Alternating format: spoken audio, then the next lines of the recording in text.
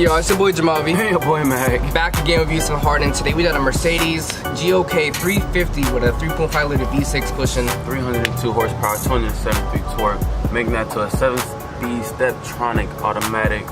Also, that gets you 19 miles per gallon by the city and 25 by the highway. That also being said, has a curb weight of 300,979. 300,000, bro. It's 3,979. We're already talking about it's a whole planet over here. What he's talking about is like 4 big rigs in this hole. I'm learning as I go. But with that said, you know, this is a more budget-friendly Mercedes. But you know, even though it starts at $37,000 with options to quickly climb to, you know, high 40s, low 50s. So, but even though, like I said, this is all relative, and for Mercedes, you still see that nice attention to detail, that craftsmanship that I feel that many American cars, especially previously, have been sorely missing.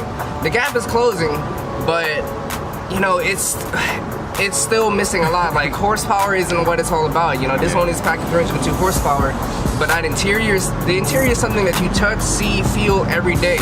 So if it doesn't correlate with the price as much, I don't know, but let's go ahead and see what this little puppy is packing, because I guarantee you this little sport utility vehicle, although it's on the more compact side, for the price range going right now, I think it's pretty fly. What do you think? I mean, I agree, but we want y'all to see what we're talking about. So like I said, let's go ahead and take a look on this bad boy. Let's get it. You already know what it is. Back again, GLK350. Let's go check this little bad puppy, y'all. See what we got popping on the inside. Interior, everything. So you already know there's been a little bit of a hiccup this week, but you know, like I said, as long as they're able to do it, the grind does not stop. So that's why we out here today. Check to see what's packing in this bad boy. Yeah, it's packing though. It's packing. I'm not gonna lie. It's packing what exactly? Not as much as I expected from the S-Class, but again, like you said, starting from this is gonna be you guys 37,000. Basically, what you getting, what you pay for. Pretty much less than half of what an S-Class starts at. So you know that level of quality won't necessarily translate. Oh, I can see that. I can see that. But I'm, you know, again, I'm grateful. It's not the Chrysler 300.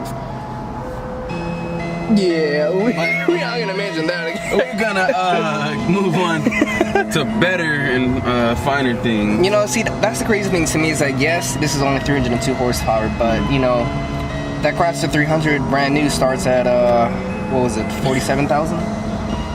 Optioned up, you know, it was in the neighborhoods of the low 50s, mid 50s. SRT8 Chrysler 300.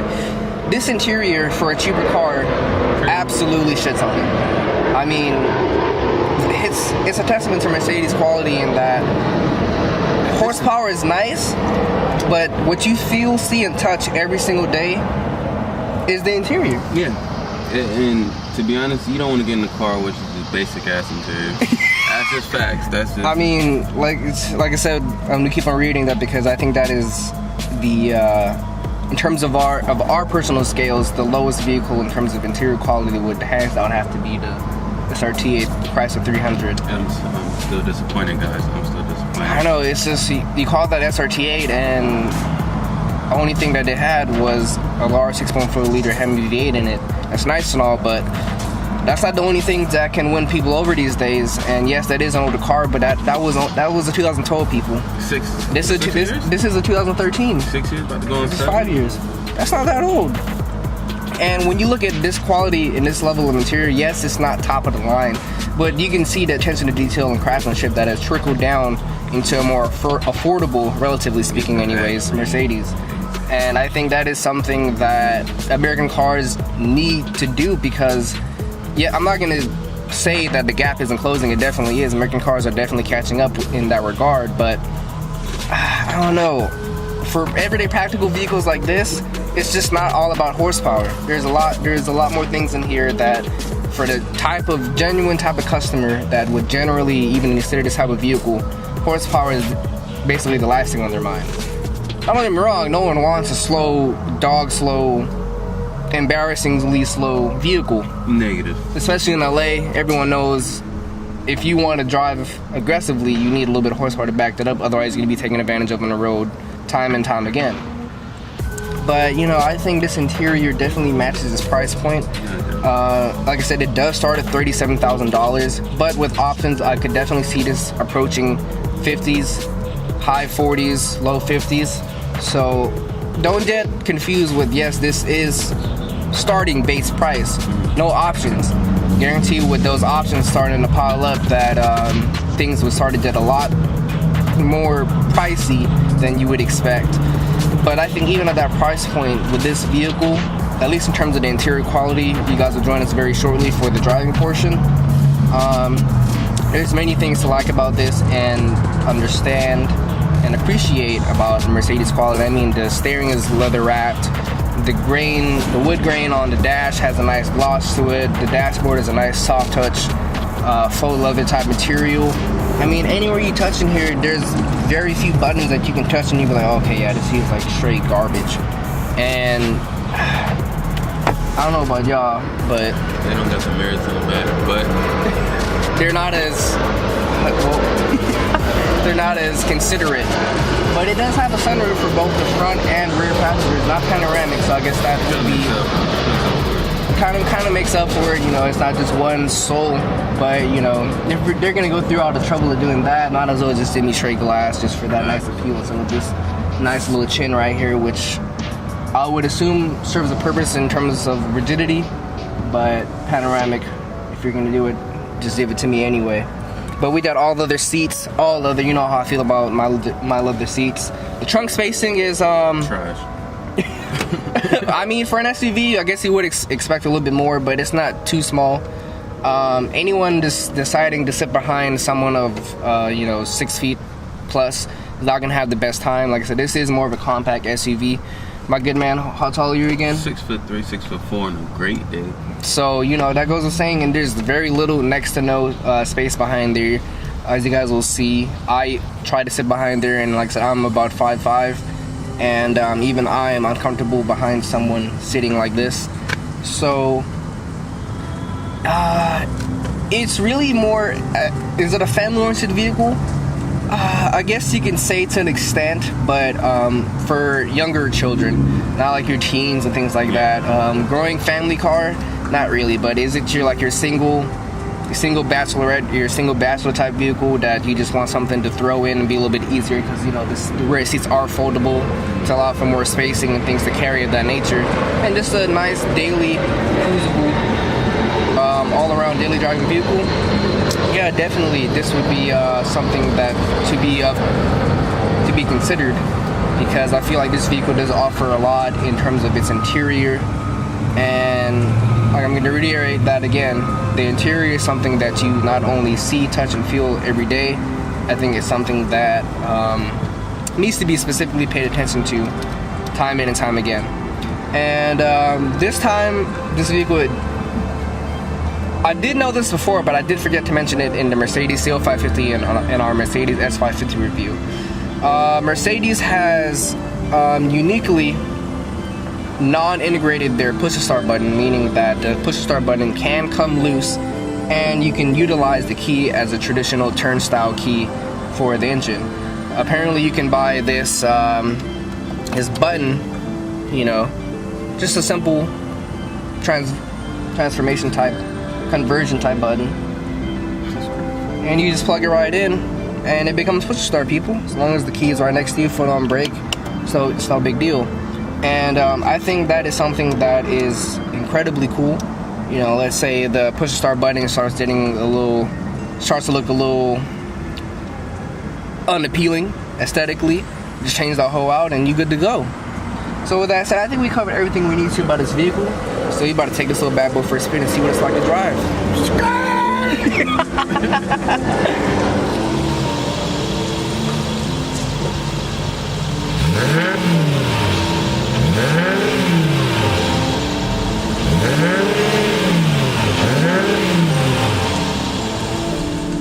So what's this like driving a 2013 Mercedes GLK350? usual. Never, Mercedes never ceased to amaze me with the world-class smoothness.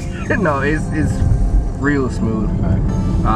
For a compact SUV, God, it's probably gonna sound like we're just, you know, some Mercedes or German car fanboys, but honestly, like when you drive these vehicles, you can feel a sense of craftsmanship and quality that is just sorely missing in a lot of American vehicles that we've tried thus far. Not saying that every American car is trash or anything like that, but I feel like the cheaper American cars, the more budget-friendly cars, something that would compete more along the lines of this. Yes, this isn't the cheapest either, but like again, this does start at $37,000, and it's just so smooth. Like there's just no way around that. It's like ice skating on Kimberly, it's not butter. When African first came out, it's like Kimberly's no butter. You know the butter, you want no butter. Down our boy Robert back there chilling with the young team from Carlux. Shout out.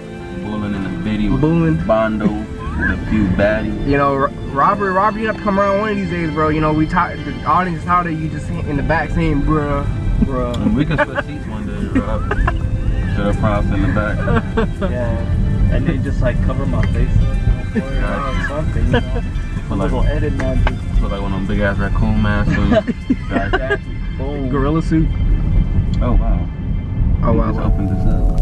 Oh yeah. Ooh. Lyft headquarters. But yeah, people, like I said, we're getting a little bit off on the tangent. I cut you clean the fuck off. But like I said, to reiterate again, this interior, even for this price point, is up there. You can feel the quality. I mean, Tony, just feel around. How does it feel to you? There, all the vents you feel up in here.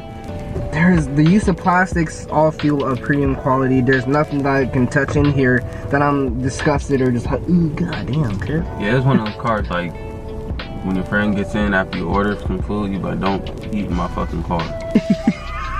You drip something, I'm beating your ass. No, really though. These what would you say, beige color? I'm a little colorblind, people. I apologize, but you would say this is beige, right? Yeah, it's another colorblind. Shut your Robert. Would you? Robert, what color would you call this interior? Like a beige, right? Beige tan. Beige cream. Beige cream. Mixture of that, but honestly, I'm personally not a fan of all black interiors. I just don't. I prefer some things that are a little bit different. And this interior quality right here, whew, you can't complain. You really can't complain. There's many things to like about it. The contrast with the wood grain, and I'm gonna say this again. I have wood grain in my own car, but I have red leather seats. That's not a good combination to me personally. It's okay, you know, it's serviceable. It's not an eyesore or anything like that, but this contrast going on in here definitely gives a good emphasis towards the wood grain. And it gives a nice appeal to it that you wouldn't get in otherwise different colors. Wouldn't you say? No, buddy. I'm paying attention. No, I know you're not gonna trust the captain? No. I'm not saying you're not. That motherfucker wasn't. That's what I was doing. I'm not worried about you. But, you know, like I said, just cruising around right now, you know, we have yet to, you know, master the throttle so far. Just cruising around though, it rides very smooth. As again, you already know, we're in Inglewood, California, west side, best side. You already know it's bragging. Notoriously bad roads, and driving these same roads in my own car and comparing it to this definitely rides, you know, considerably better. And the steering wheel has a nice weighted feel to it. If I'm being honest, it feels like kind of like a sport utility vehicle. I mean, that is what an SUV is, but you know, when you think when you think of a truck, you would, especially with something like this, you would think it would be a lot more lighter, something probably more comparable to an S-Class, just because Mercedes overall is, you know, for a more luxury-oriented customer. Right. But the steering on here has a very nice feel to it. It's not as weighted as my car. Obviously, mine is a sports coupe. This is, you know, an SUV. But I wouldn't mind driving and feeling this every day. Oh no, most definitely. And this is mated to a 7-speed automatic transmission. So, you know, it has some nice pep. We're about to come up right now. Give us some breathing room to do a little acceleration. foot all the way down, and we just, but you know, 302 horsepower, 271 pound-feet of torque, 3 people in here, 3,979 pounds. Close to 4,000. You know, in the neighborhood of probably like 4,400 pounds with all 3 of us in here. Yep. 4,500. You know, this power plant does not feel in any way, shape, or form underpowered. Would you say? No, not at all. It feels very nicely done. It feels very crafted. It is a V6. You guys, our faithful viewers might know how I feel about V6s, but overall, it is very smooth. I'm not gonna lie, it is a naturally aspirated engine. This is rear-wheel drive. This isn't 4MATIC, so you know, I feel like this is where a lot of the more driving elements that I'm more accustomed to is coming from. Considering, like, again, this is a 2-wheel drive car with rear-wheel drive in the back, no front-wheel drive. We don't do that. We don't mess with those. Nah, player. Well, we can do another little. And another yellow light. You know, it has something. You know, I feel like this is definitely more than adequate for the type of buyer that would generally look into buying a vehicle like this. There's very little to complain about. It has some nice pep to it. Doing another little acceleration shot right here again. 7,000 RPM red line. It actually has some decent get up. No, it does. It's not the fastest thing in the world, obviously, but I feel like, you know, once it hits its power band, once you wind it out a little bit, it definitely has enough to, you know, feel accommodating, and that you would not feel like as if you're getting or going to be bullied in this vehicle. And that's something that I feel that a lot of cars, or you know, some of the newer cars that I'm seeing, they come in with like 250 horsepower, and I feel like, you know, in 2018, 2019, that's just too little to compete with a lot of the cars, a lot of cars in the road. You know, like I was looking at you know, probably another competitor to this vehicle, a Volvo XC60. And I was looking at their subscription, you know, for the 2018s that are coming out. A lot of, even Mercedes and BMW, but Volvo, I believe, was the first to do it. Mercedes not catching up with it, but they're doing a monthly subscription where you pay X amount of dollars to, you know, take out a vehicle as often as you would like, and insurance is included, maintenance, everything is included. You're really just paying for the convenience of being able to take out a vehicle at your leisure, and any vehicle within the subset range of what you're paying for. Now, Volvo's a little bit different. They're doing $600, and after the first year, you're able to switch to any vehicle within that range that you're paying for. From BMW, it is significantly more expensive than $600 per month, but I believe it starts at $2,000 a month. And although this is a little bit of a tangent, excuse me, basically the premise behind it is that you pay X amount of dollars per month to be able to drive and quickly drive any vehicle within the range that is presented to you, with insurance included from the company like BMW, Volvo, or Mercedes that are doing this. So you're not paying any. So yes, it might be $600, and that would be the price for a brand new vehicle, but with $600, what you're doing is you're neglecting the fact that you're not including insurance. And for some people, insurance on a brand new vehicle in the $40,000 to $60,000 range, you're averaging, you know, around a $600 payment, depending on what your credit score is, things of that nature. But you're not including what possible insurance costs, depending on your driving record, things of that nature. Cool. So that could be anywhere between $100, because you know you do need full coverage on a new vehicle. So that's not cheap either. So that $600 could quickly turn to $700. So is it worth it to a lot of people? You know, it remains to be seen. Some of the notes that I've seen from Mercedes specifically, they're giving you unlimited mileage per month. Okay, wow. Okay. Oh, see, we apologize for not having a GoPro up. Oh, yeah. Okay. I'm telling you, every time we forget to put a GoPro up, something happens. And I'm not gonna lie, we didn't necessarily forget, we were just being too lazy to put it up. I'm not gonna lie. Shut up. There you go with that French shit again. Oui. But you know, like I said, we don't offer too much of a tangent. I apologize, but you know, I like to include other information other than just the vehicle, because I feel like anyone that is willing to watch this and go this far into vehicles, we like, you know, likes know a little bit more about us, what we do, and overall our knowledge of just vehicles in general. Right. You know, our knowledge isn't just tied down to what we're driving at the moment. Our knowledge is not perfect, and you know, we're not saying we're experts, but it's, for at least for me anyway, my brother here is still learning. Yeah, no, you know? Hell no, I'll be the first to admit I'm knowledgeable of cars, but I'm not no brainiac of it. Shut up. Okay, but we're not even gonna go that far. Hey, you are throwing shade that for that was completely unnecessary. I know if I needed a car, I know where to go to. Yeah, alright. So that's all I'm here for then? Yeah, alright, bet. Fire as taco. But you know, like I said, this vehicle driving the same exact road, the same exact stretch road right here. I've driven it multiple times over in my own car. I just glided over there. Yeah, I don't know if it can translate really well in video, but it just really just absorbed all of the impact that we would experience in the cabin, and it's kind of amazing to me considering how it still has and retains a little sporty feel to it. Like I said, this is no sport vehicle, don't get it twisted, but it has a nice sportiness to it, a nice little subtlety to it that you can appreciate driving on a daily basis if you're looking for something of that's a happy medium between a little bit of sportiness and some decent luxury in here. And if I were to give this a solid rating, I would say a good, probably be a solid 6.5 to 7.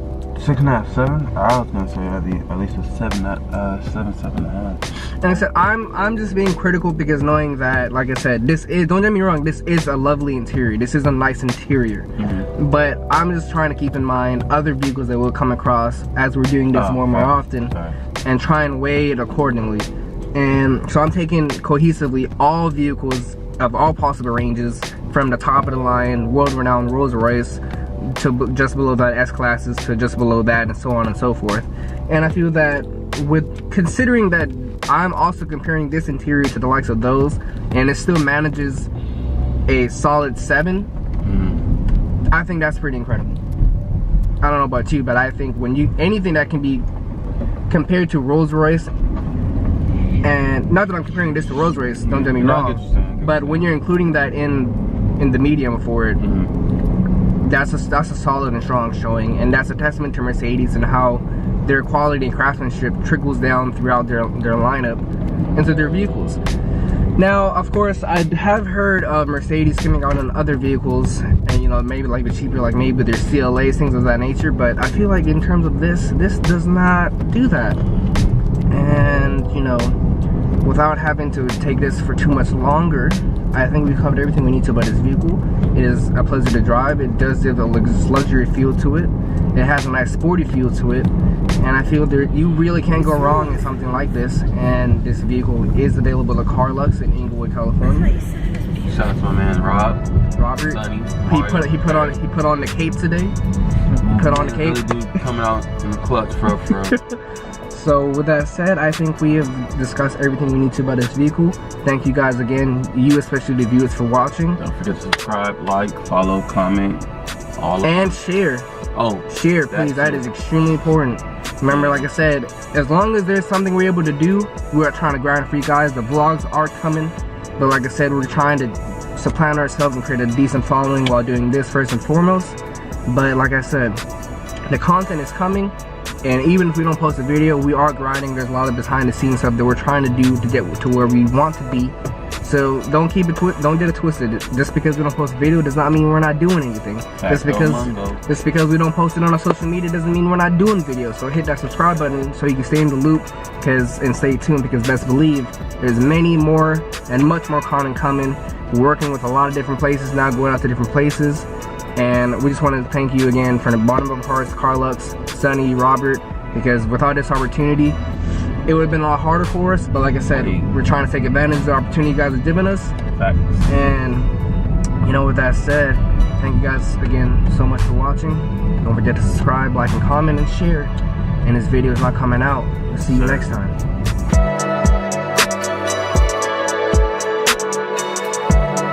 Mr. Actor, you're fucking up. Come on, Mr. Actor. Mr. Blue Blood.